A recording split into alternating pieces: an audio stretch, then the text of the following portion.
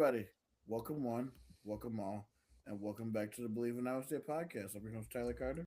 And I'm your host, Cody Van Salem. Cody, the Cyclones are back in the Sweet 16, baby. How sweet it is. Yeah, for sure. Uh, third year under odds, third time in 5 years that the Iowa State Cyclones are in the Sweet 16. And I mean, that is the nice story I would like to say. But unfortunately, the big story for Iowa State is the injury to Joshua Jefferson that he suffered during the first game.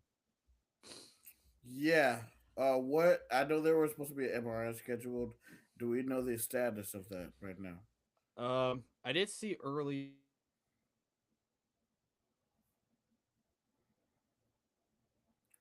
today, Please be patient but with us. it also was reported that Iowa State is not going to disclose fully give confirmation about what happened with the MRI until the team gets to Chicago.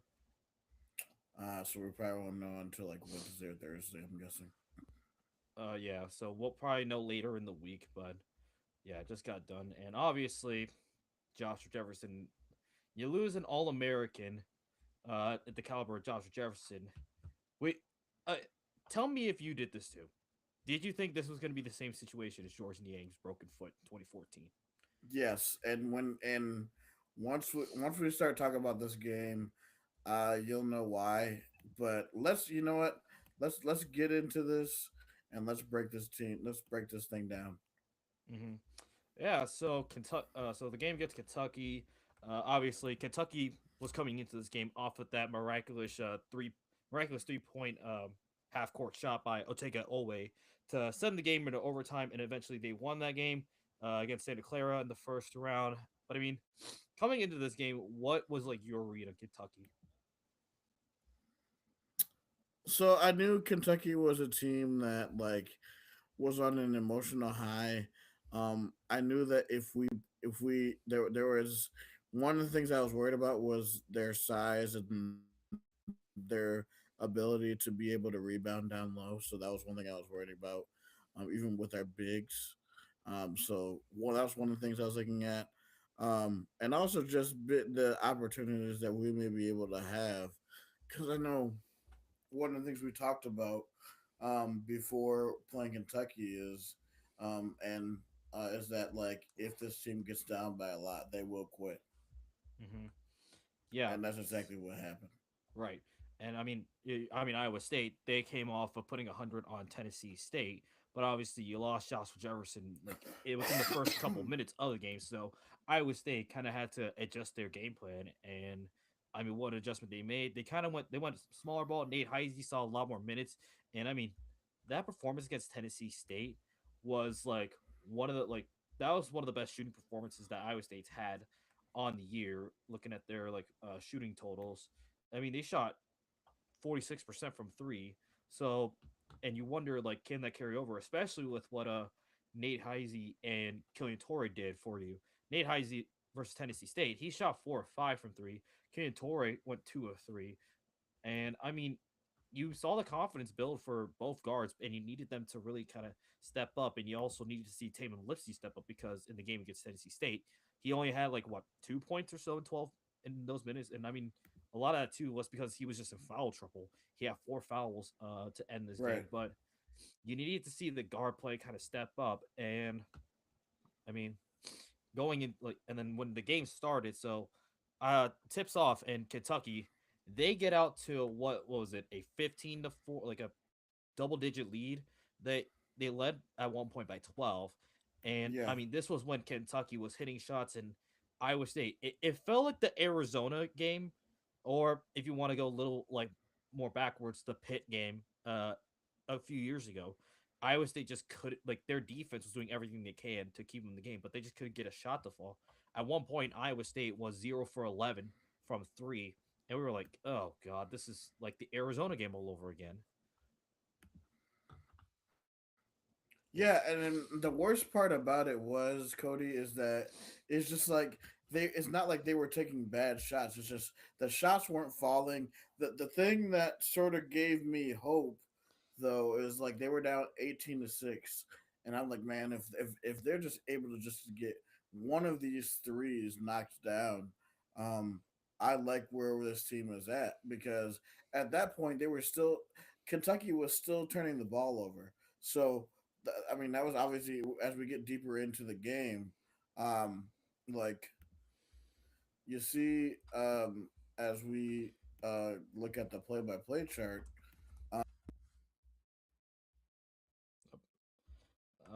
Okay, kind of lost Tyler there for a second, but uh, we talk about like the play chart. A lot of like the shots, like I think you're back. Yeah, I'm back. I'm sorry. Okay, yeah, but I mean, you mentioned the shot, like looking at the shot chart throughout the entire game. Um, a lot of the shots that like Kentucky was taking, there were times where like Iowa State like was in their face. There were some threes that Kentucky took that were not like easy. They weren't wide open, and they were just hitting it. Denzel Aberdeen is the guy I think of. He hit four threes in this game, if I'm correct. He did. Yes, he did. I'm looking at the box score right now. Yeah, Hmm. Yeah, and I mean, but like, oh, sorry, go ahead. oh, go ahead, man. Well, yeah, I was gonna say No, a little. so like what we were saying. Oh, okay, we're just having like a bit No, of a so discourse. I have no clue what's happening. Sorry. no, so I no, so we were just saying the same point. You were saying how Otega Owe and Denzel Aberdeen were the main scorers in this game with 20 points and 18 points respectively. Denzel Aberdeen led them with 20 points, 4 of 9 from three, 4 of 9 from the free throw line. But I think just like we said, um, the main story of this game is turnovers Hmm. because as a team, Kentucky turned the ball over 20 plus times. Yeah, and I mean this was a defense like Iowa State. Like this was Kentucky was like they didn't know what to do. Uh, they turned it over. I think a lot of these were unforced too. It was just a high ball pressure that Mm-hmm. This Kentucky team was not used to because I don't recall anybody in the SEC playing defense to this level, and it clearly showed. 20 turnovers forced by Iowa State, and they were able to cash in 25 points off of those turnovers. So Iowa State was able to really capitalize on it, and that along with the free throw shooting that Iowa State had, it really helped them stay in the game Mm-hmm. uh, while they couldn't get buckets to fall. And eventually, the shots did fall, and once they did, a it was just a massive wave, and Kentucky never really recovered. It was specifically the 130 mark where Milan in the scramble able to get his like own like loose ball, get the loose ball and hit a corner three, and from there it was all Iowa State. Yeah, and it just seemed like, after everything that happened and Iowa State went on that run near the end of the half, and they were able to hit that corner, and Heisey was able to hit that corner three, going out 31-30. I know that Kentucky was like, man, we did everything, and we're still down by one and a half, even after everything. And that's when I knew. I'm like, man, we're up by one. I'm like, and we're playing well. I was like, I was talking to one of my friends. I'm like, man, I'm like, if we start making shots, I'm like, we're gonna blow this team out of the water. So, and that's exactly what happened. Yeah, and I think even Clark Kellogg called it at halftime, where he was like, "This the defense of Iowa State is going to wear out Kentucky, and eventually Iowa State was going to pull away." So he saw it coming, and I think a lot of us, like us fans, we saw it coming. And I mean, that second half was just a masterpiece for Iowa State. 51 Mm-hmm. points in that second half, and some of the highlight players we have to talk about. I think the big one will be Tamin Lipsey when the team needed it most and when like the fans needed it most. Tamin Lipsey shows up, 26 points and 10 assists. Went 7 of 8 from the free throw line, which is a nice repeat, and also went 3 of 6 from three, including that first possession in the second half where he hits a step back three, and I was like, oh, our shots are starting to fall. This is done. Yeah, I mean, him and then the lob to Buchanan. Hmm. Um, And I mean, although we didn't have that much contribution on the bench, we got to talk about just Dom Nelson's last 4 minutes in the first half. He closed up the first 4 minutes in the first half, and he was able to get us and help us get got help get jeez. He helped get us in a 2-for-1 situation at the end of the half where he was able to get us shoot one of two from the free throw line. And that was a huge play for Dom Nelson. So Dom Nelson is getting crucial minutes. Jermaine Bateman, 16 minutes, 1 of 8 from the field, but you got to love his aggressiveness because those shots will fall. Hmm. Had to hit a huge three to extend the lead. And once again, Cody, we are now heading to the third game of the tournament. The second straight game where Iowa State has had great shooting at the free throw line, 17 of 24. Hmm. Yeah, and other contributions. We talked about Bateman, we talked about Lipsey, but also Kylian Torre. I think he's found his confidence. Some of the Mm-hmm. shots that he's putting up, like the spin move, a layup, or Oh, that the was beautiful. Oh my, that was a work of art. uh Painted at the Louvre. huh for the French. Yeah, absolutely. And then also that mid range, he's got the how Milan has the Dirk fadeaway. I think Kylian Torre. I said at one point when he hit that fadeaway shot, I'm like, Kylian Torre must have learned that from Milan. And I'm like, and speaking of Milan, of course, he's gonna hit it like he hit the signature like Dirk fadeaway. I think a tweet got put out like talking about like, with the Dirk like fade. I made a tweet saying, I just called him cheese curd Dirk. I love that.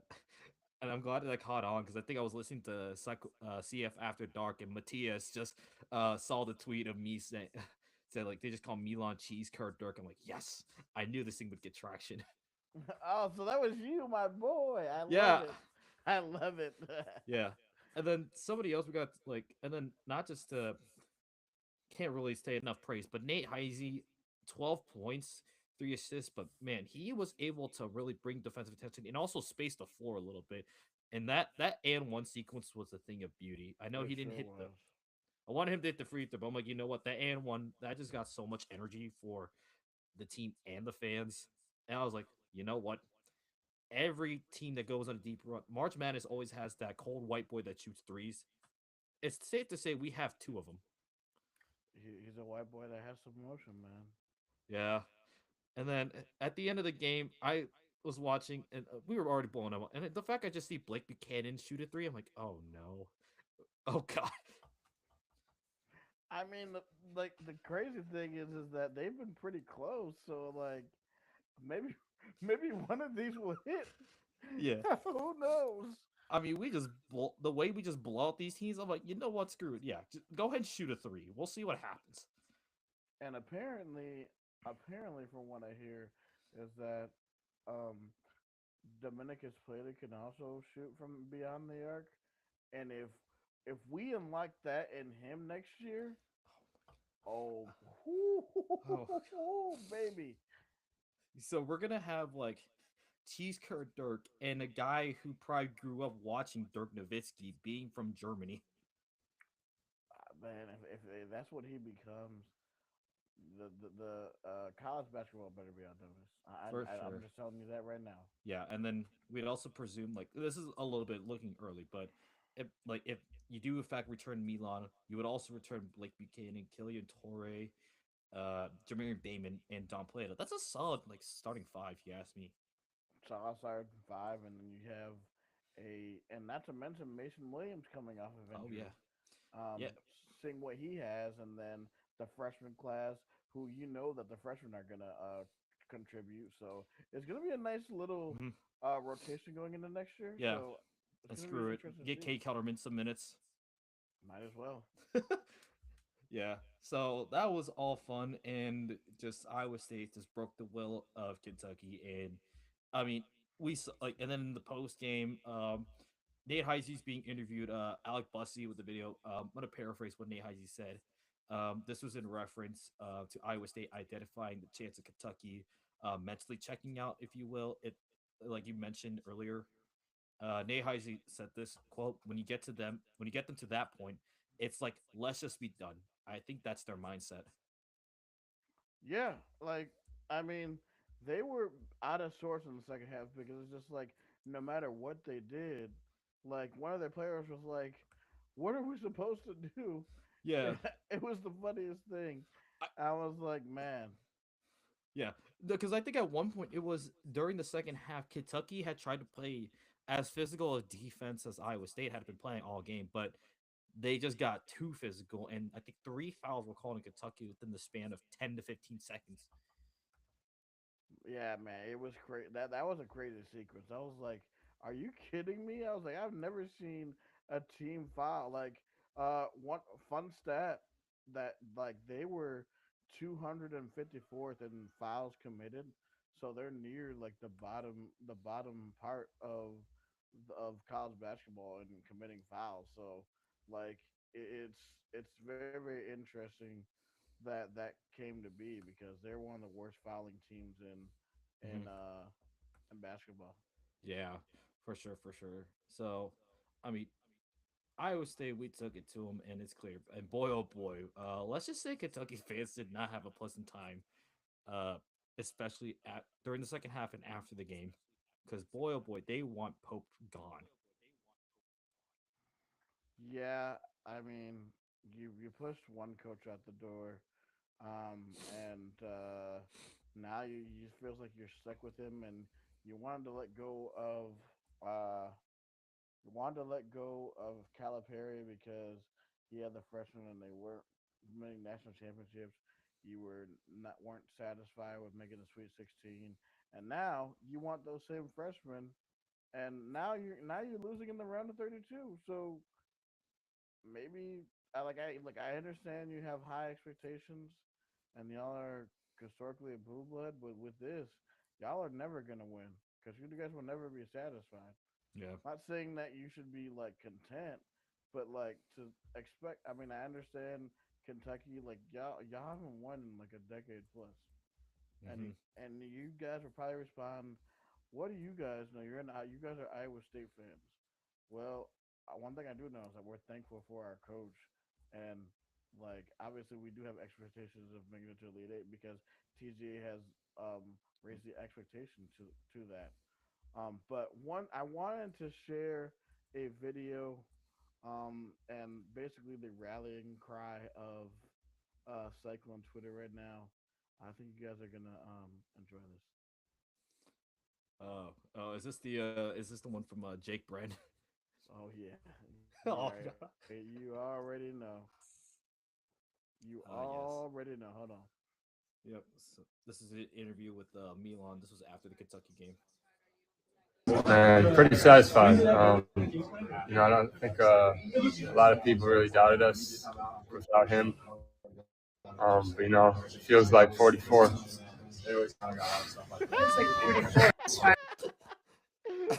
Everybody was like, "Oh, he did the He thing. said the He did line. the thing. Yeah. Tom He said the Turner. line." Yep. Tom Turner from CF After Dark and Dylan Kuhn from Psycho Fanatic. Yeah. Let's just say they started a movement and it's gone onto the locker room. And it's just a smile into the camera as well. I'm like, yes, we got a new meme that's been unlocked. I was like, "Yes, a new meme. Yes." So yeah, so pretty good vibes for Iowa State. They get out of this relatively clean, and obviously we're all waiting for what Joshua Jefferson's status is, because there is a possibility that he could play on Friday because Iowa State. Um, we'll get to the schedule a little bit, but because Iowa State gets we get the really late, like we get the last game of the Sweet 16, which is crazy. I'm gonna have to stay up. Like I'm glad it's on Friday too, so I don't have to worry about like anything. Yeah, and unfortunately, since we're really really popular people, I gotta go downtown. I gotta go downtown now, which means I guess public service announcement. If you guys are going downtown, I'm not going to the game, and those tickets are freaking expensive. So Mm-hmm. yeah, I'm sorry. I live in the Chicagoland area, but I will be at Murphy's Bleachers. That's in Wrigleyville. So where the Cubs play. Obviously, a lot of the listeners are probably Cubs fans anyway, so you guys know where Wrigleyville is. That's where I'll be. So if you, we'll do like a side, Tyler slash side tag guy meet and greet. So if you want to come see me, that's where I will be is Mm-hmm. at Wrigleyville, and Yeah. that will be in our final segment with Tyler's travel tips for time ago. So that'll be a little fun segment Yeah. where I give my views on where to eat and stuff. hmm Yeah. But So sure. yeah, But I mean, Iowa State, we did our part in the first weekend. But I will say, I always love the first weekend of March Madness, especially that Thursday and Friday, where it's yeah, just man. I obviously couldn't do it in college because I mean we were on spring break, but it definitely as a kid, you were just on that Thursday and Friday first like round of March Madness, you were just sitting in the classroom. Was your like classroom the type that just would have like that giant the big box TV and the teacher would just put on the game? Especially if like it was fun when your like teacher was like the high school basketball coach, because I had what was it, a judicial I forgot, I think it was like a judicial studies, or no, it was a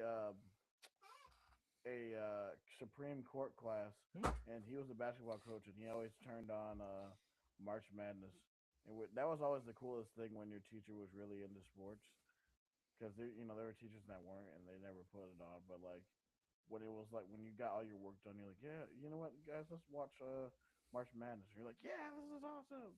Yeah.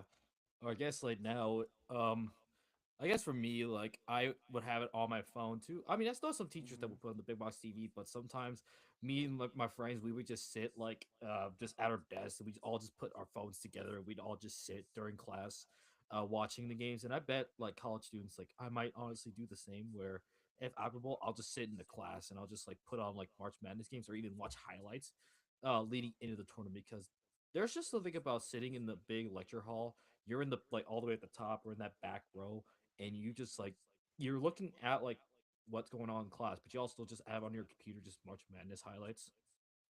Yeah, nah, I used to just double. I used to like just have it on another Hmm. tab, so I Yeah. could switch in between like the slide note, putting notes, and then Hmm. also like watching the game. Yeah. So I mean, that's for sure. But I will say this first weekend of March Madness, first round went a little chalk, but man, this round of 32 was a thing of beauty. I mean, there were people who actually thought that like, oh, this the March Madness is broken, and It's then chalk. March Madness is chalk. It's chalk madness, Chalk and then Madness mid like the Cinderella runs dead, like mid majors are like dead. I'm like, and I'd say this: they aren't dead. They're not going to be. It's just a matter of adaptation. But I mean, this kind of segues into what we're talking about. And I mean, just to give us a brief summary of the first weekend of March Madness, we could start actually in the East region where Duke they got tested by Siena, and Siena just they only played five guys. They didn't sub out the entire game, and I mean they were leading Duke at one point, and they kept this very competitive. yeah, I mean, it was funny because like, what was the player's name that said what he said? Was he? I don't remember. For Siena. No, for Duke, his name was Evans, and he was like basically Oh, he was Isaiah like, Evans. yeah, Isaiah Evans. He famously said, and usually players don't admit this, but hey, he was being truthful, and I respect it. He was like, yeah, I mean, we thought this was gonna be a lot easier. I was like, man, I'm like, I love the honesty. I'm like, but that's just something that you do not say. But Yeah. hey, he was being blunt, so Hmm. I don't blame him. And then I remember I saw a video. I don't know who like had it, but there was a video of like one of the Siena players walking by the North Carolina team, and he basically said like as he was walking off, he said "fuck Duke." Excuse my Yeah, French, but that's basically like what he said to that's what it NC. is exactly. That's exactly what he said. Hmm. Yeah, so Duke survived Siena, and they took on TCU, who, I mean, TCU Ohio State. This was a back and forth game. TCU, I think, led by double digits at one point in the second half. Ohio State, with Bruce Thornton, they stormed back, but TCU's ultimately able to pull out the win there. So really good win for them. And then TCU was able to compete with Duke, but Duke was eventually able to pull away, and the Blue Devils are on to the Sweet 16. Yeah, and I will say that like the ref show that was in Duke TCU was absolutely embarrassing. Like the disparities in between foul calls was ridiculous, and Duke was probably going to win anyway. But Yeah. that was just ridiculous. Yep. And then St. John's, Northern Iowa. Northern Iowa fell at it was at 1 point 20-4 in favor of the Red Storm, and Northern Iowa never recovered. So unfortunate ending for the Northern Iowa Panthers. But I mean, St. John's just continue to do things. Rick Pitino continues to really lead the St. John's team. And I mean, speaking of St. John's, what an ending to this St. John's Kansas game. I will say the first 30 minutes of this game, it was horrible to watch. It was painful to watch. Yeah, and I mean now there's going to be discourse going into the off season, where there has been speculation that Bill Self may retire. He was asked the question, "Do you think you'll retire?" He said he loves doing what he does, but he's going to consult with his family because he wants to make sure that make sure that they're doing okay. So it should be interesting to see. That's going to be an interesting development going into this offseason. Yeah, and I mean, obviously around this time you're gonna have some coach rumors, and we'll get to that after we give kind of just a summary of the first two rounds, or just kind of our thoughts on the first two rounds. Louisville survives South Florida. I knew South Florida was a popular upset pick over Louisville, and I had that too in my bracket. One of many picks that I whiffed on here in the first weekend. So Mm-hmm. unfortunately, that sucks for my bracket. But Louisville survives South Florida, and then Michigan State, Louisville go back and forth, but Michigan State eventually able to pull away to win. When it go to the Sweet 16, don't bet against Tom Izzo in March. There's a reason why they call March Izzo. hmm UCLA survives UCF. I think this one's a bit of a coin toss, but I think Donovan Dent was able to really help this UCLA Bruins team move to the second round. And then Furman gave UConn a bit of a run for their money, but UConn able to pull away and win that game with double digits.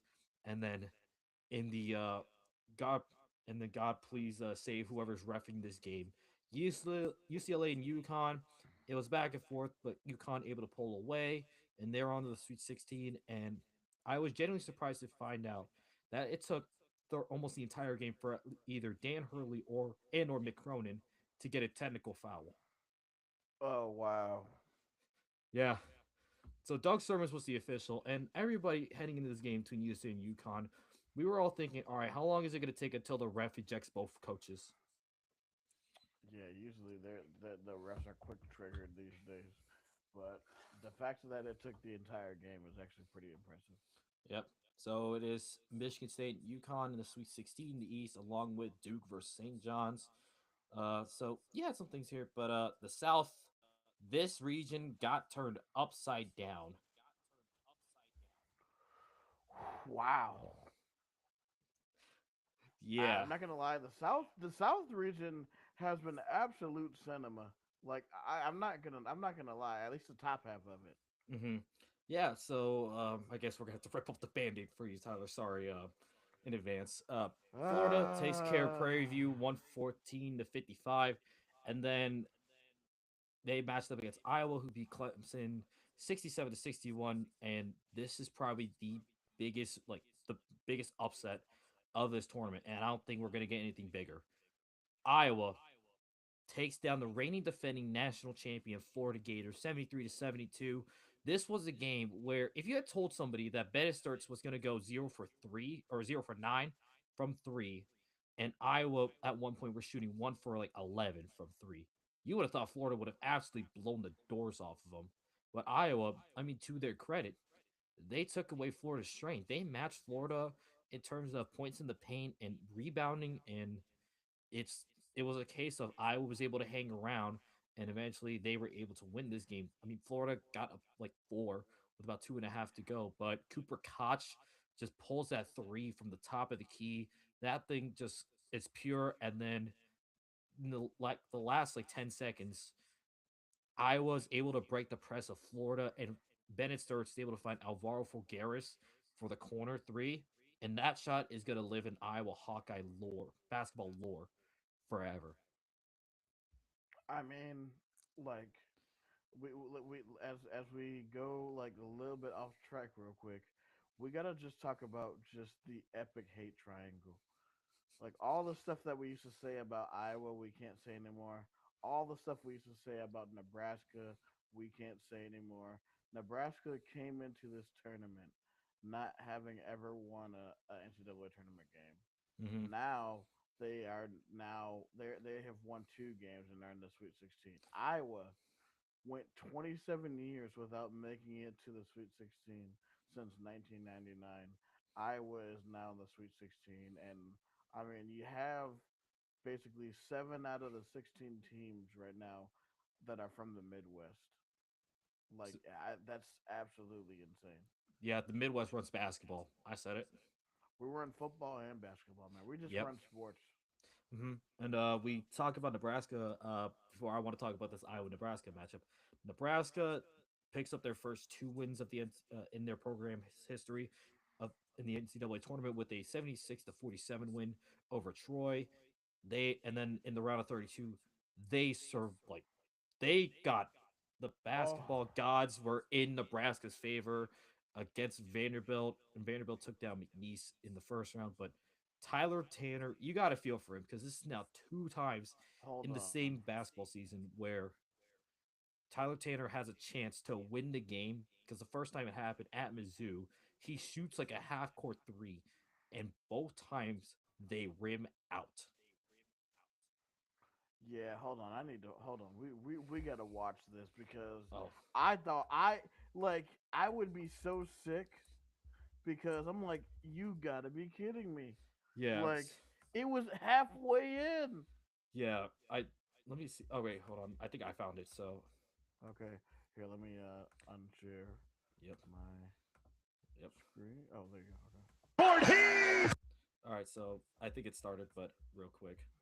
So this is like, I mean, I was watching this game. I think this is one of the this round of 32 has been really fun, and this play is a part of Midst of the air from the man that catches it deep. Vanderbilt, no timeouts. Half court heave. Oh! Tanner in and out. And Nebraska is on to the Sweet 16. That's March for you. The thrill of victory, the agony of defeat. Man, and it was halfway through the rim, and it bounced out. Oh yeah, yeah. And here's the picture of it too. So this is the screenshot of it. Look at this. Oh no! Oh, I'd be sick. Oh, I would be so sick. yeah. You know this. Oh, You know what this reminds me of? This reminds me of the Gordon Hayward shot in the national championship. yeah, man. That there's been so many close calls. Like Yeah. I was like, you got to be kidding me. And then you think of so talk about the end of the Florida game. I don't know what Florida was doing because they have plenty of time to get down and get a shot off, and I Also, don't know what they were doing. and also the press they get. Like I look at that, I'm like, why are you guys pressing? You're up two. The worst thing you can do is foul them. Like like I know Bennett Sturts obviously has the ball. Like you gotta understand, there's nobody on the team on the Iowa team that they're gonna get the ball to outside of Bennett Sturts in that situation. Yes, he hasn't been shooting it that great in that game, but you still gotta recognize the threat of Bennett Sturts. And if you weren't gonna double triple team him, then why are you pressing in that It, situation and you're forcing the role players to win it? Like you gotta know that Cooper Koch has been scorching you. I think, and in that play itself, if the big who was guarding Tavion Banks, he takes one more step towards Bennett Sturts, then you have an open Tavion Banks in the corner.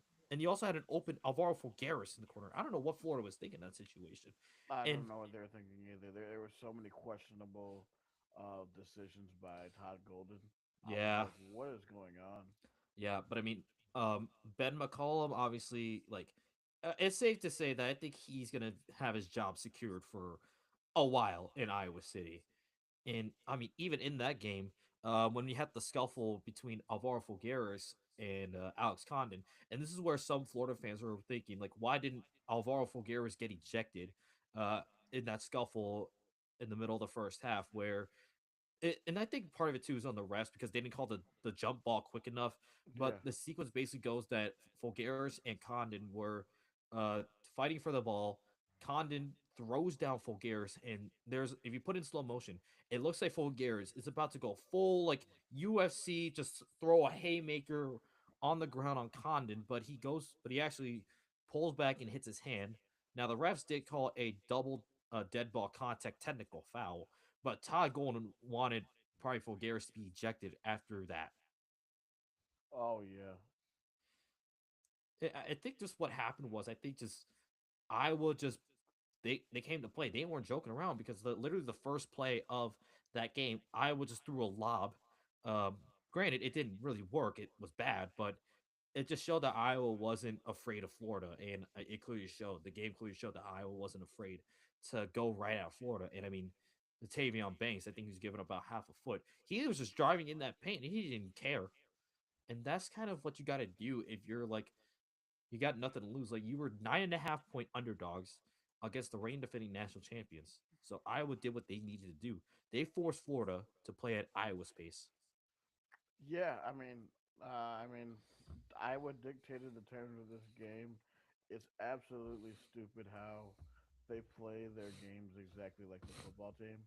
Is they force you into what they want to do, slow the game pace down. Now you're gonna play at our terms. Florida likes to play very, very fast, and Florida got impatient, and that's how they were. Iowa was able to jump up to a 51-39 lead the second half, but Florida was able to chip away, and then Iowa was still just hanging in there, going blow for blow with Florida near the I said the last 5 minutes, Yeah. and Iowa was able to get the win after hitting clutch shots and getting to the free. And it was crazy because Iowa was missing really. They had opportunities to pull away, and Iowa was missing free throws, and they were and like just looking at this, you look at the Sweet 16 matchup we got, man. Iowa, Nebraska, in Houston. Are you kidding me? Houston, I am telling you now, make sure you have the Bush Light stashed because, man, Iowa and Nebraska are coming. Yeah, I don't know if Houston's gonna have enough beers to even survive that. I don't know. Even if you bring in Oh, all the Tushos, you got to get the entire country supply of Bush Light to even have a chance to survive. The amount of drinking that's going to go on between Iowa and Nebraska fans, but also this thing is going to be a war on Twitter. You just know these two oh, fan bases; they absolutely hate each other. I know sometimes they may not acknowledge it, but it is a rivalry, whether you like it or not. And I mean, these teams they split the season series, and the one thing Iowa fans have like they're gonna be going at Nebraska for this year is the whole phone incident, obviously, on oh Fred yeah. Hoiberg's pacemaker. And Nebraska, I mean, they got revenge too on Iowa, and just imagine. And now the fact that this is like for a trip to the Elite Eight, it kind of makes me sick because either one of these teams is going to the Elite Eight. And you know want to know what the sickest thing is that now it puts pressure on us because and I think we'll be able to embrace the pressure as we break down the game on Wednesday. But my goodness, bro, because if Iowa wins, we have to win. Like we cannot make it to the Sweet 16 and lose, and then Iowa makes it to the Elite Eight. Like that would be ugh. Yeah, And then you see Nebraska, who's never won a tournament game, and then they make it to the Elite Eight, and we don't. Like it's a lose lose situation. And one thing we got to talk about, Cody. Can you imagine if we would have lost this game yesterday? Because I like I would have been down so bad. Thank the Lord we figured it out in the second half. Because oh baby, that that would have been one of the worst week. Like, I don't know what it is. that would have been one of the worst losses I've ever. That would have been one of the worst like weekends of being an Iowa State fan. And listen, I had to like listen. There are times I've had to endure. I had to endure the entire 20 like the 2-win season. Okay, I'm pretty sure a lot of Iowa State fans have endured it, and it's just the insufferability too. That's the thing.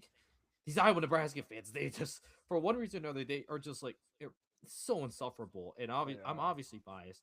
And here's the thing. I don't really hate either of these teams. I really don't hate Iowa, especially. Granted, they're in state, and I didn't really grow up hate Nebraska because they were never on my radar. But there's only one reason I even hate Iowa. It's because of the fucking. It's because of that stupid face looking prick named Brendan Haas on that goddamn team who did nothing but sit on the bench for all the entire like 2 games, and yet he's the first one to do the Gator chomp. And I bet you that was eating you up on the inside. And I'm like, what are you doing? And then he films a TikTok and he's holding the March Madness side like it did anything. Brother is like the equivalent of Tyrese Halliburton, who sat on the bench the entire time and flexes gold medal. It's the same energy, but at least Halliburton like made it a fun joke. He at least committed to the bit and had fun with it. Brendan Haas, absolutely no. I don't want to hear anything. I never thought just that prick goes to the Elite Eight. I can't, So, bro. but this is here's another. Just we're just saying we obviously we're still gonna go through the rest. We're gonna go through this, but bear with us real quick. The other side of this is just like, let's say if Iowa State just keeps winning, can you imagine in Indianapolis if we meet for the national title? Iowa, the Cyhawk National Championship, Tyrese Halliburton and Caitlin Clark at the game. That would be in Indianapolis. That would be insane. Yep. And both fan bases would hate it if their team lost because if we win that game, we're gonna be insufferable. If Iowa wins Oh, that, I they're gonna will be insufferable. I will bring it into the Cyhawk when we go to Kenneck next year. I was like, we Oh, beat you guys in the national championship. do it and then do it at Carver. Do it at Carver. Oh man. Oh man. That would be the ultimate like victory in the rivalry. It's like you have all those rivalry things, but guess what? You met up in the national championship. What happened? We won that. We But won. dear God, if Iowa wins that, it's gonna be so insufferable. I am not gonna be able to tolerate it. Ugh.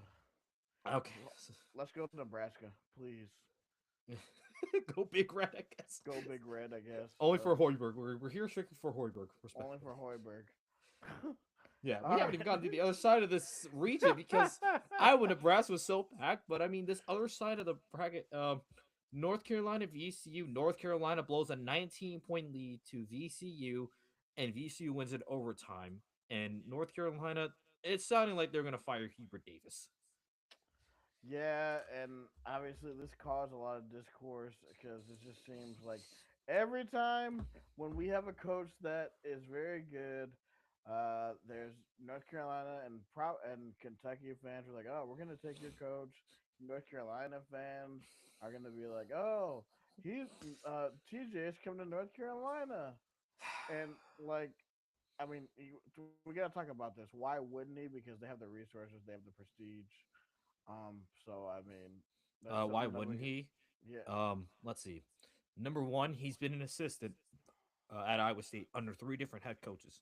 Number two, his wife is in the Iowa State women's basketball. Like she's in the Hall of Fame. And number three, TJ. Like there are some places where you're like, it's just a perfect fit. Ben McCollum is like the fit at Iowa. TJ Altenberg is like the fit at Iowa State. And number four, do you think TJ Altenberg wants to deal with all like those expectations of the fans of North Carolina, Kentucky? All I'm saying is, man, is just that like they have the resources that we don't have. I'm not saying that it will happen. I'm just saying that that's something that we got to consider because we Yeah. said we were on this show in December saying that Matt Campbell wouldn't leave Iowa State, and Matt Campbell's at Penn State right now. So like yeah. it's something that I know it sucks. It's just something that we got to talk about. That I just wanted to bring up, Yeah. and I I hate it for I hate myself for bringing it up, but it's just something that we this in this new era, mhm. like that. This is something that could happen. Yeah, and I think it's something that like I bet TJ is gonna at least listen to North Carolina, see what they have. Yeah, yeah. But I think he would ultimately turn it down, but he will at least listen to it. But also, some fans would be like, if TJ leaves for North Carolina, fans want Pollard. They want him out the door like that day. Oh, he becomes public enemy number one Oh for yeah, because sure. yeah, in addition to the gymnastics debacle that has happened too, you lose like in the span of what has it been 4 months. You Yeah. you lose your head like your best like your winningest football coach in history to Penn State. You then cut the gymnastics program, which has been mired in controversy for a while. And number three, if this does happen, TJ leaves for Kentucky or North Carolina. Yeah, who wouldn't want him gone? And in addition, this is for the wrestling fans, you let Cale Sanderson walk to Penn State, and he's built a dynasty in State College. Right. So yeah, there are some fans who would probably want him out the door that day if that news comes out. But I mean, North Carolina. Does TJ even want to go to North Carolina? Because looking at like the winning like right now, I think Iowa State. I would say historically North Carolina's a better program than Iowa State. There's no doubt about it. But if you look at the current trajectory of the two programs, I think Iowa State's stock is higher Oh, it's much higher for the future. for sure. Uh, so So that North Carolina tangent out of the way. Illinois, they meet an old friend, Fran McCaffrey, who led the Penn Quakers to the Ivy League championship, and Illinois wins by 35. This game was never in question. And then Illinois off to the Sweet 16. They took care of VCU 55-76. The best sequence of this Illinois VCU game was the missed dunk by VCU and then the Visage poster. And I mean, that was Iron Eagle Bill disgusting. Raftery with the Woo! perfect call on that. I mean, Bill Raftery literally said, and quote, "Take me to the Balkans, please." I'm like, yes. See, this is why I love Hold this is on. why I love March, but also why I love like that duo of Iron Eagle and Bill Raftery. They just produce gold every time they call games. I need to hold on. I need to find that because that. Woo! Let's see, Illinois. Will be yep. I think I found You it. found it. Okay. Yep. They're trying to run. Djokovic. There you go. All the way, and he misses on the jam. Wow. Boswell. Give it up. Oh, and he misses. Wow. Take me to the Balkans, please. Oh, That was disgusting. Oh my god. There were some really good highlights in this first round, and we'll get to. I think Michigan had a contender, but going to the last couple of games in the South region, Texas A&M, they just took care of St. Mary's. The St. Mary's once again falls short in the NCAA tournament. Houston, no doubt, takes care of Idaho, and then Houston, they just beat the crap out of Texas A&M, and Houston's off to the Sweet 16, and they basically got a home game for the next two games because these Sweet 16 Elite 8 games for the South are taking place at the Toyota Center. Houston, for the love of God, please eliminate Illinois because their fans are so arrogant. I have to live around a lot of them. Yeah. It would bring me much joy if you guys beat Illinois. Because Yeah. now on Chicago radio this morning they were talking about how it's unfair that they're playing in Houston as basically an away game. I'm like, well, they should have won the games that they should have. I was like, it's not Illinois. It's not. I'm like, this is Illinois' own fault for losing games that they shouldn't have. Mm-hmm. Yeah. So so that's the South region for you, which is probably the most fun, chaotic region in this tournament. We go to the West and we start with Arizona. I mean, they cement themselves. They really are proving why they are a national contender. They took care of Long Island 92-58. But shout out to the LAU Sharks. Fins up. Thank you for coming. But hey, it was fun while it lasted. And then Utah State gets a win over Villanova. And I mean, they kept it tight with Arizona before Arizona was able to pull away. So, I mean, Utah State, I don't remember their head coach's name, but he's going to definitely get some calls from high major teams. For sure. And then we get to one of the first upsets of the tournament, High Point over Wisconsin. And two words will simply be the summary of High Point. Chase Johnston. Dude, he was just pulling up from three. I mean, it even caused Milan Momcilovic. He was like, man, I have respect for that dude. They were talking about him in the post game interviews. Yeah. But like, man, Chase Johnson was a revelation in this game. Yeah. Man. I mean, this is the guy who, coming in, he had never made a 2-point shot. And I mean, it looked like it certainly for the most part, but I mean, Wisconsin, they were trying to pull away. I mean, it was with about 5 minutes or so to go for Wisconsin. They had the lead and they were trying to pull away. But I mean, just the play here, just this three, it was the start of what was a beautiful moment for like High Point. Just that pull up was nasty. It sure was. And then this three as well. And and here we go. So Wisconsin tried to drive away. And then this is his first 2 point make of the year. And what a time to do it. Unbelievable. So High Point able to like get the upset over Wisconsin and then they gave Arkansas like some issues too. They were competitive with Arkansas. So shout out to the Panthers, but Arkansas able to put the game away in overtime, 94-88. So they'll be taking on Arizona in Sweet 16. And then we go to beat Texas. So Texas, coming from the first four, and they had beaten NC State to make it to the tournament, and they have two of like they're on a bit of a run as an 11 seed. This is reminding me of the NC State run from 2 years ago. They beat BYU 79-71, and they also take down Gonzaga 74-68. What a run this has been so far for the Longhorns. Excuse me, I have to Man. puke out of my mouth. Sorry. Yeah. Texas being a Cinderella is just so disgusting. But It's hey, they've been playing well, and if you get hot at the right time, that's what the tournament's all about. And now they mhm. find themselves in the Sweet 16. Yep, and they'll be matched up against the two seed in the West, Purdue. Purdue got here by beating Queens 104-71, and then beating Miami 79-69. So Purdue, do you think Purdue's gonna finally like get over the hump again? You think so, or are they gonna I crash and burn man, again? I no man. I think now we're seeing a Purdue that's locked in. I like usually you see Purdue when they come into the thing and come into the tournament and you're like, oh no, I see it. But Purdue has been pretty locked in. Like Hoffman Wren has been playing a lot better lately. Oscar Clough has been on point. And obviously their star point guard. Hmm. Braden what's it, Braden Smith, right? Yeah, Braden Smith, and Yeah, he didn't Braden really have Smith that has great of been a on game, point too. particularly I think in this No. game. But just Was it?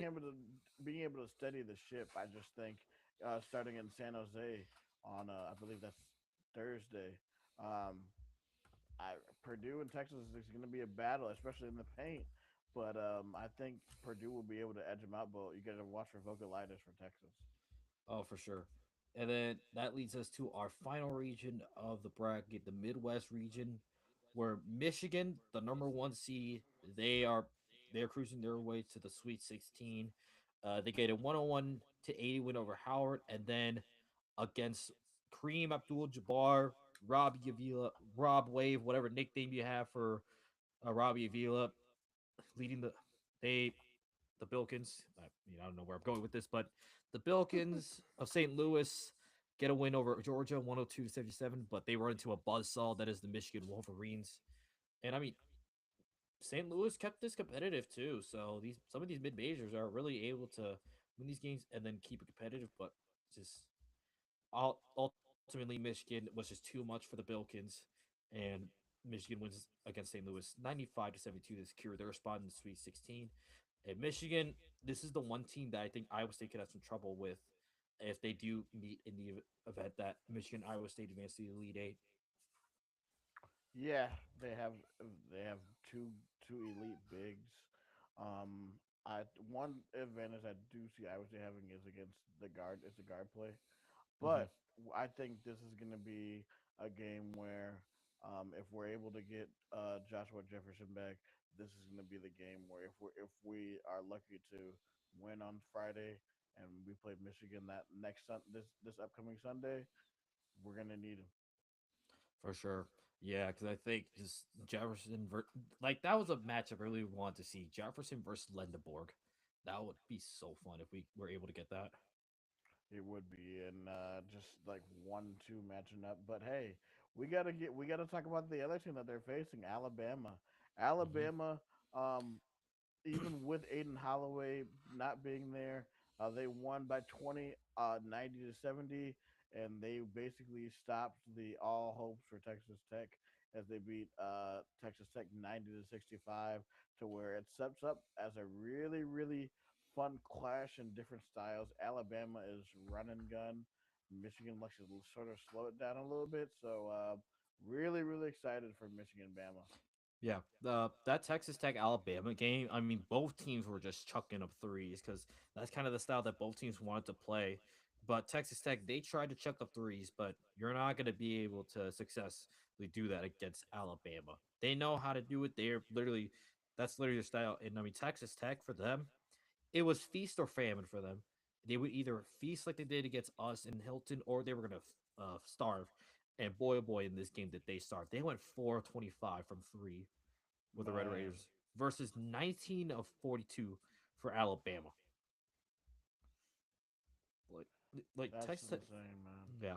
And Alabama, this is the first time they did this because they do have the record for the most threes made in a game. I Bleav that was against BYU.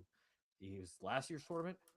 Yeah, So Alabama looked at Texas Tech and they're like, okay, well, we'll just do it better. exactly. That's exactly what happened. Yep. So curious to see how that matchup plays out in the Sweet 16 between the Crimson Tide and the Wolverines. And then the final few games we have of the tournament, Tennessee takes down Miami of Ohio, but Miami of Ohio did show that they did belong in this tournament. Uh, Tennessee was just too much to overcome. Virginia gets by Wright State after getting a bit of a fight from Wright State. Virginia able to survive there, and then Tennessee Virginia went right down like to the wire. Some decisions late by Virginia, it just cost them, and Tennessee able to win that game 79-72.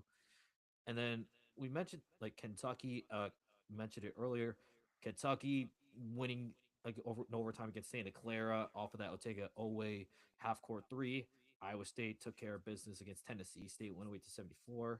And Iowa State beating Kentucky in the fashion they did. And that sets up a Tennessee Iowa State matchup in the Sweet 16. Yeah. I here I'll say this. I mean, you saw Kentucky already talking in the game.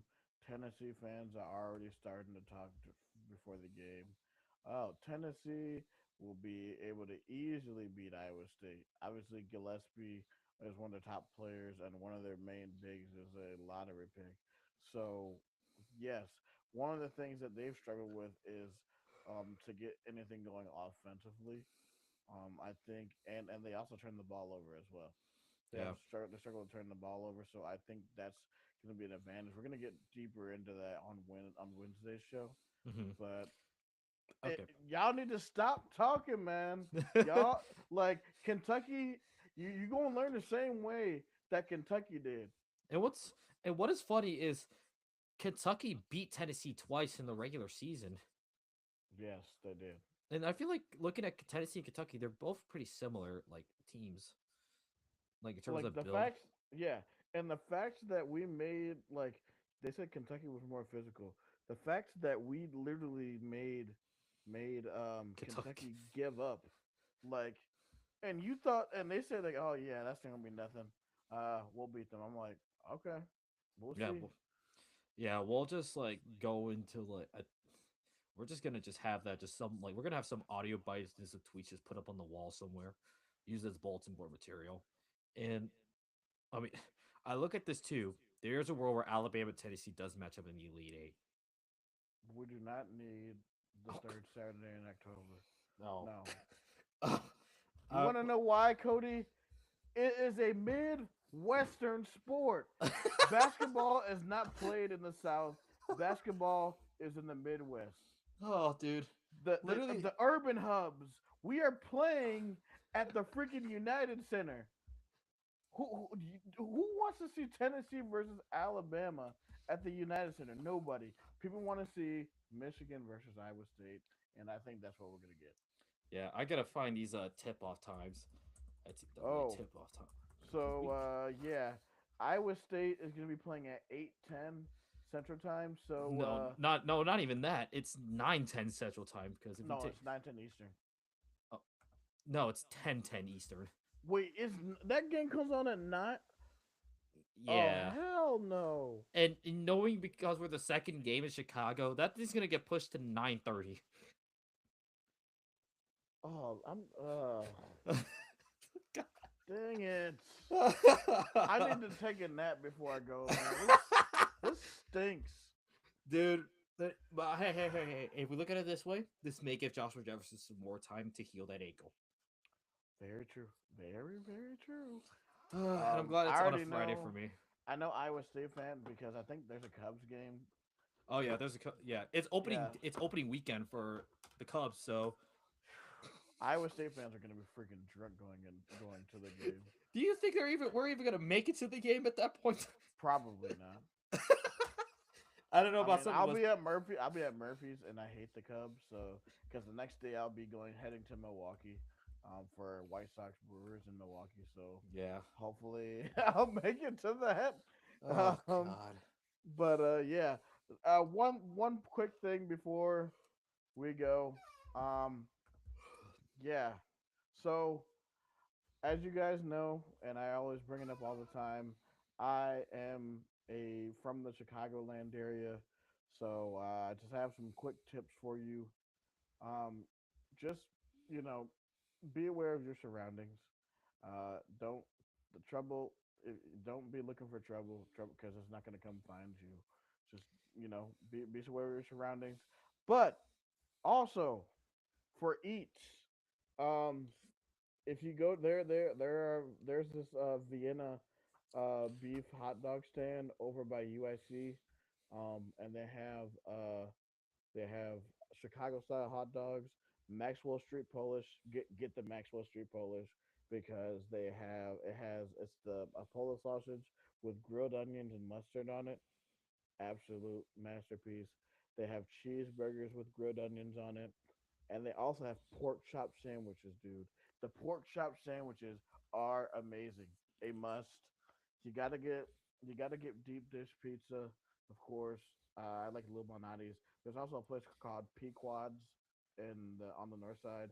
Get some of that.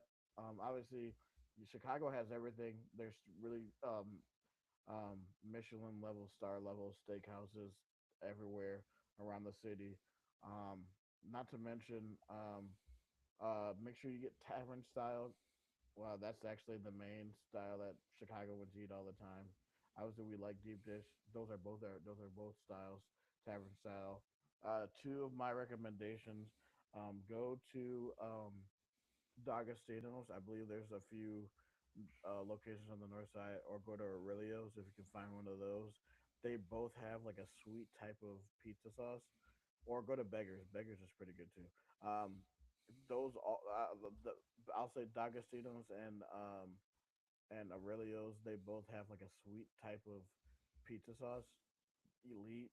And then if you want some chicken, go to Harold's Chicken, man. Like I always be having the Harold's, but get like what my order is like a 6 piece.